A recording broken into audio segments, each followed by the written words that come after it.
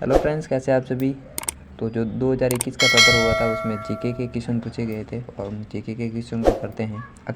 अक्षांशीय स्थिति के अनुसार राजस्थान के कौन से जिले उष्णकटिबंधीय क्षेत्रों में आते हैं। तो ये आपके बांसवाड़ा है, वो सिर्फ उष्णकटिबंधीय क्षेत्रों में स्थित है।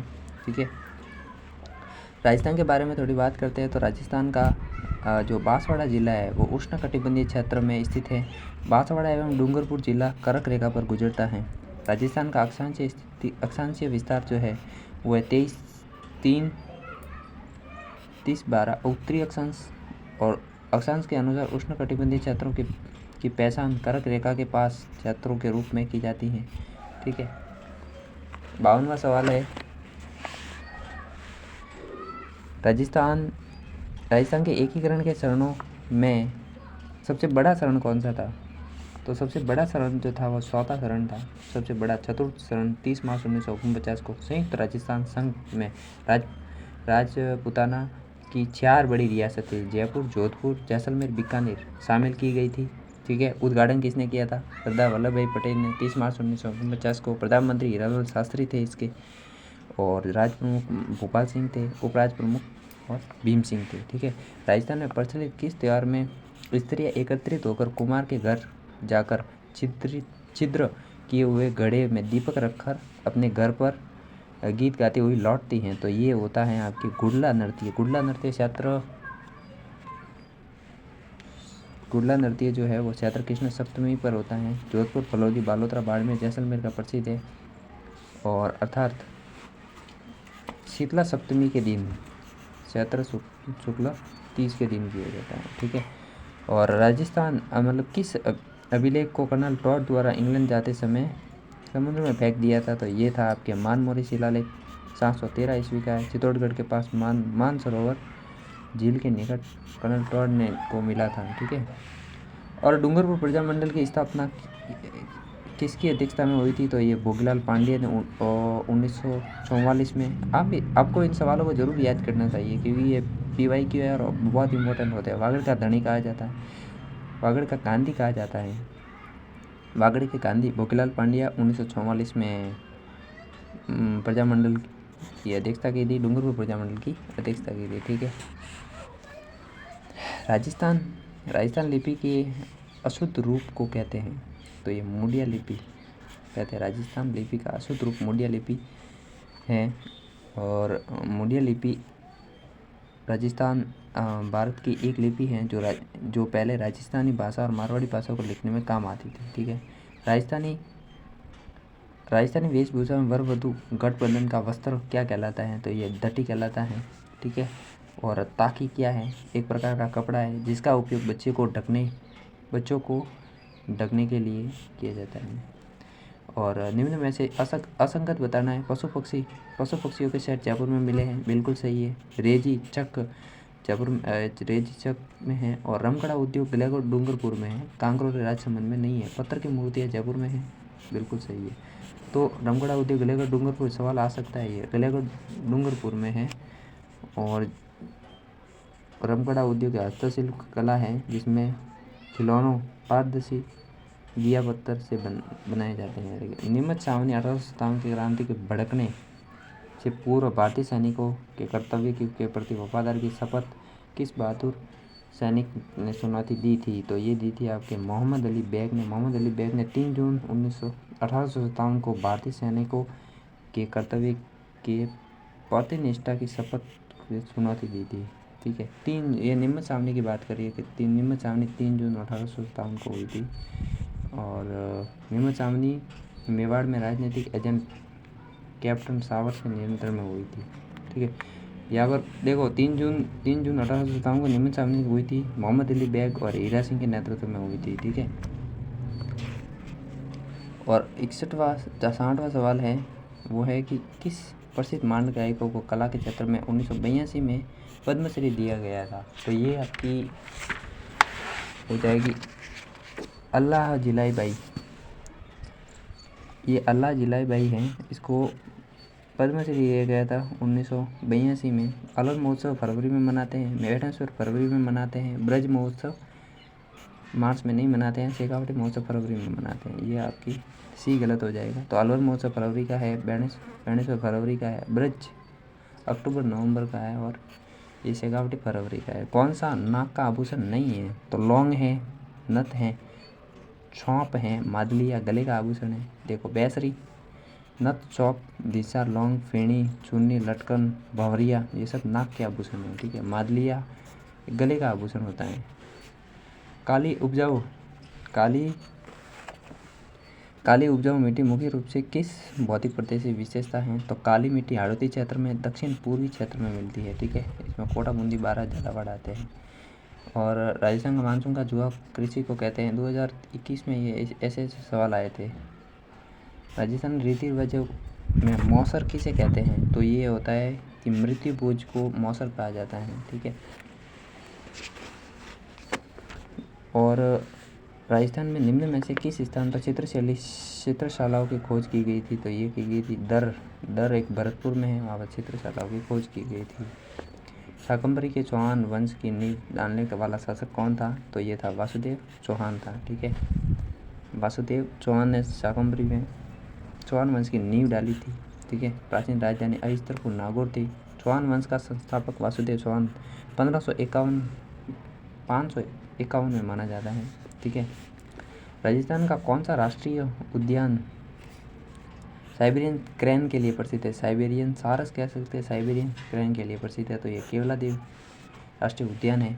केवलादेव राष्ट्रीय उद्यान राजस्थान के भरतपुर जिले में स्थित है और स्थित विख्यात पक्षी अभ्यारण्य है। यह अभ्यारण्य भरतपुर पक्षी अभ्यारण्य के नाम से जाना जाता है। 10 मार्च 1982 को राष्ट्रीय उद्यान घोषित किया गया था। साइबेरियन सारस आते हैं और पूछा जा सकता है साइबेरियन सारस किस ऋतु में आते हैं? तो ये शीत ऋतु में आते हैं। 1985 में विश्व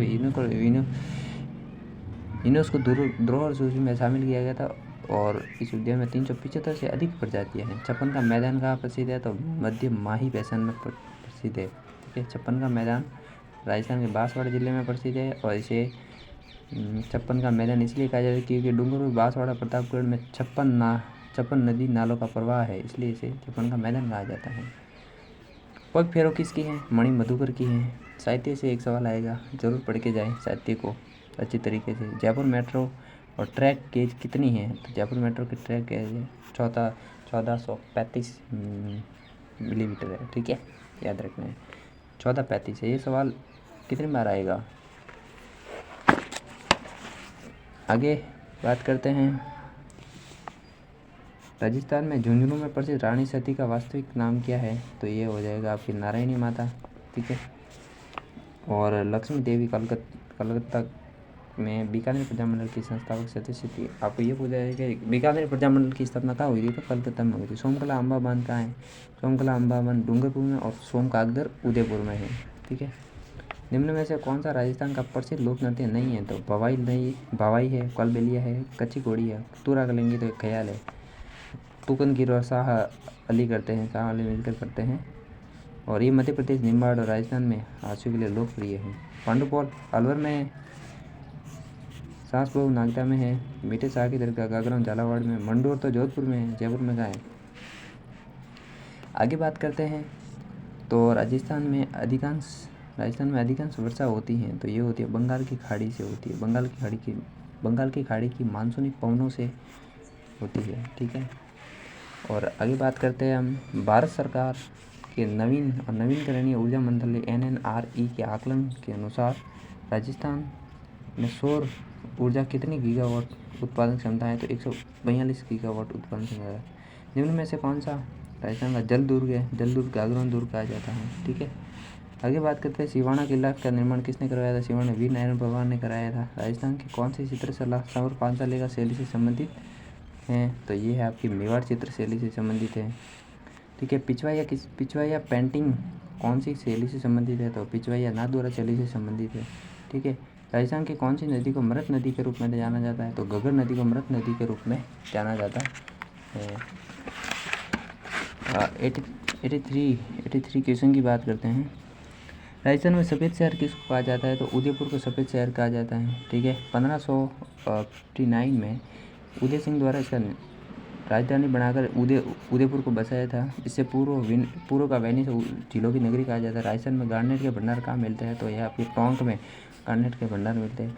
राजस्थान में किन जिलों में खस घास मिलते हैं, भरतपुर और सवाई माधोपुर में, ठीक है। और 2011 के अनुसार राजस्थान के किस जिले में न्यूनतम लिंगानुपात रहा है, तो न्यूनतम लिंगानुपात रहा है धौलपुर में। आपको याद रखना है धौलपुर, डूंगरपुर और बांसवाड़ा। धौलपुर, डूंगरपुर और बांसवाड़ा याद रखना है। राजस्थान में गोलियां, अनोतिया के स्रोत हैं, तो ये तांबा के स्रोत हैं। खनिज को भी आपको अच्छे से पढ़ के जाना है, ठीक है। वैसे यहाँ से सवाल आ जाएंगे। आदिवासियों के कुंभ के नाम से जाना जाता है, तो ये जाना जाता है बेणेश्वर। सोम, माही और जागम नदी के त्रिवेणी संगम पर बेणेश्वर भगवान शिव का प्रसिद्ध स्थल है। यहाँ हर वर्ष बेणेश्वर मेला आयोजित होता है। मातृ कुंडिया रश्मि का चित्तौड़गढ़ में है। वाल्मीकि सीताबड़ी 12 शहरियों का कुंभ कहा जाता है सीताबड़ी 12 को, और कपिल धारा मेला 12 में लगता है। राजस्थान में प्रथम विद्रोह हुआ था, ये हुआ नसीराबाद 28 मई 1857 को। इसमें सावनी कौन थी, 15वीं नेटिव इन्फेंट्री थी, ठीक है। और वर्ष 2019 में पशु गणना के अनुसार राजस्थान की कुल पशु घनत्व कितना 568 लाख हैं, ठीक है। दूसरा आड़ा ने अपनी डिंगल कविता में किस शासक के पक्ष में लिखी थी, तो ये महाराणा प्रताप के पक्ष में लिखी थी, ठीक है। भक्त रज्जब जी का संबंध किससे है, दादू जी के शिष्य थे, दादूपंथी, ठीक है। और राजस्थान में लच्छीराम जी द्वारा किस ख्याल का, लच्छीराम जी कुचामनी ख्याल, लच्छीराम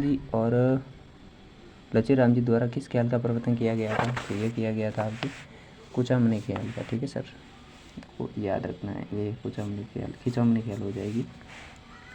और राजस्थान का कौन सा 100 द्वीपों का शहर कहा जाता है, तो इस बांसवाड़ा को 100 द्वीपों का शहर कहते हैं, ठीक है। नानक भील और देवीलाल गुर्जर का संबंध किससे है, तो ये बूंदी किसान आंदोलन से संबंधित है। 2 अप्रैल 1923 को ये घटना हुई थी। नानक भील ने डाबी में एक सभा झंडा फहराया, झंडा गिर गया, इसी दौरान इनकी मृत्यु हो गई थी। तलेनाथ जी कहाँ हैं, तेजा जी कहाँ हैं, देवनारायण जी। और बाबू जी कोलमंड फलोदी के हैं, देवनारायण जी आसिंद भीलवाड़ा के हैं, तेजा जी प्रवचन नागौर के, तलेनाथ जी पांचोटा जालौर हैं, ठीक है। और आगे बात करते हैं 97 का क्वेश्चन है। दिवेर मेवाड़ का मैराथन कहा जाता है, बिल्कुल सही है। रेड टोंक भारत का टाडर नगर कहा जाता है, बिल्कुल सही है। किराड़ू राजस्थान का खुजराहो कहा जाता है, बिल्कुल सही है। हल्दीघाटी राजस्थान का वेल्लोर नहीं कहा जाता है, राजस्थान की थर्मोपोली कहा जाता है इसको। प्रसिद्ध रचना लील टांस के लेखक कौन है, तो लील टांस के लेखक है कन्हैयालाल सेठिया है। यह पुस्तक 68 कविताओं का संग्रह है।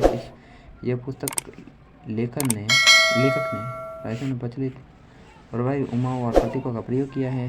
राजस्थान रिफाइनरी जो 16 जनवरी 2018 को SPCL बना था, SPCL में 2 भागीदारी किसकी है, राजस्थान सरकार और SPCL की।